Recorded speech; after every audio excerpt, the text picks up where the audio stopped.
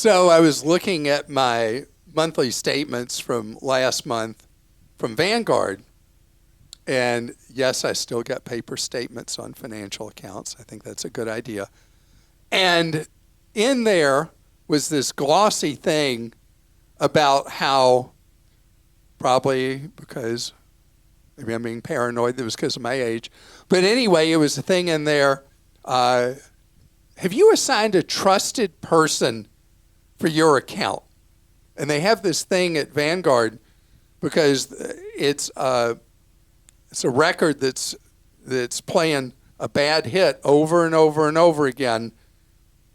Gosh, that's an old analogy, talking about a record. Anyway, bad tape? No, nobody uses tape anymore. Anyway, where someone starts losing their capabilities to some degree, and I'm a bank, I'm a financial house, I'm a brokerage, and I don't know, what am I going to do? Who am I going to talk to? Am I going to tell the courts? Am I going to call the police? What am I going to do? And so what more and more financial houses are doing is proactively, they're sending out these things, appoint a trusted representative. And it's really frank on the one from Vanguard. Basically, if we're concerned about you, who can we talk to? Concerned about you. Yeah. Anyway, they're making it something that instead of them trying to figure out what to do, they call the person you appoint and they say, hey, checked on mom lately? Whatever. Because they're starting to get concerned about judgment, decisions, whatever. And it happens at different points in life, different ages. But this is the kind of thing, parents hate talking to their kids about their accounts, their money, and all that. Parents are like so often super secretive, and they're like really wanting to be left alone and have their independence. But then that puts them at risk of all these fraudsters that are targeting people that are older.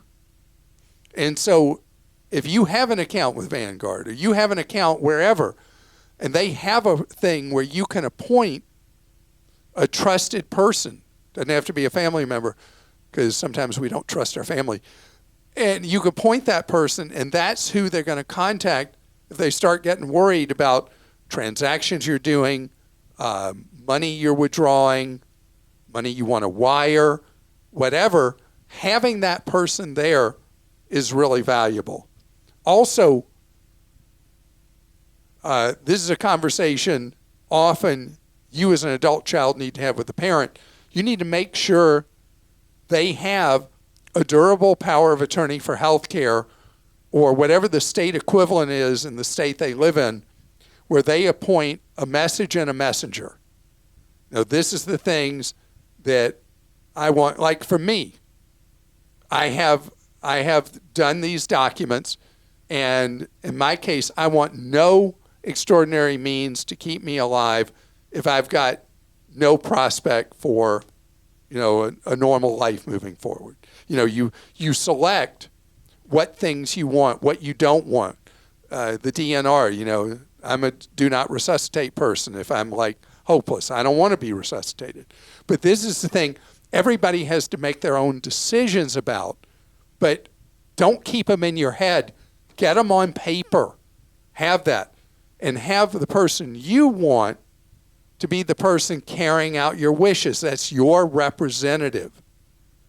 And these are, again, state statutory normally. There will be a standard state form in most states for this durable power of attorney for health care.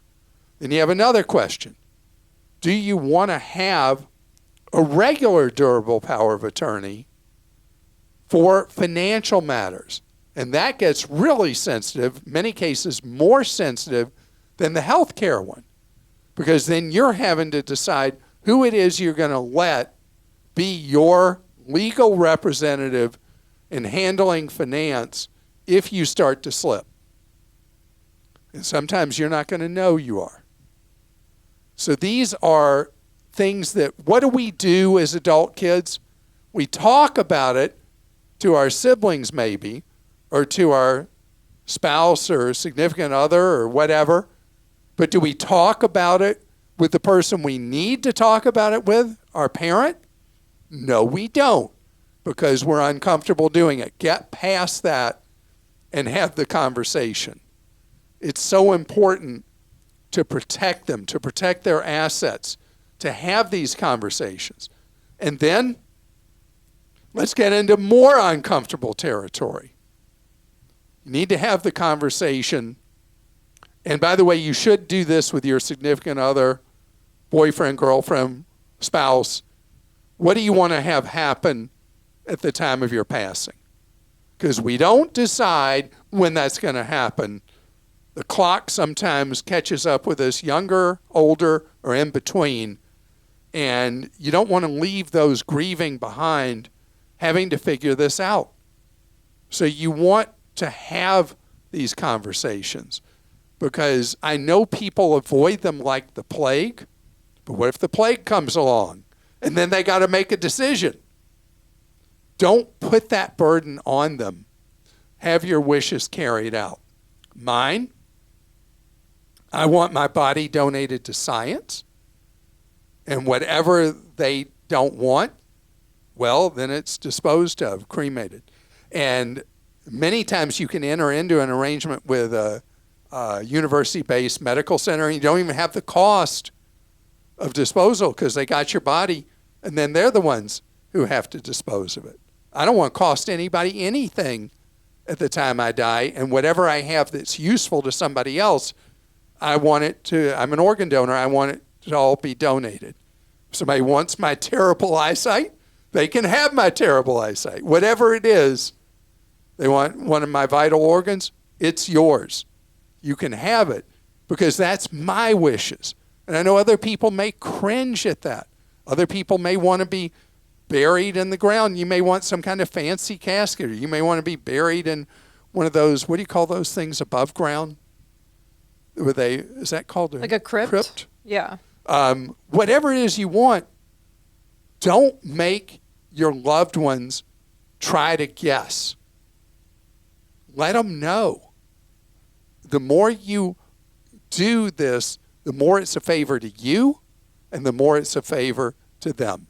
So my assignment for you, if you have avoided having these conversations, don't try to have them all at once.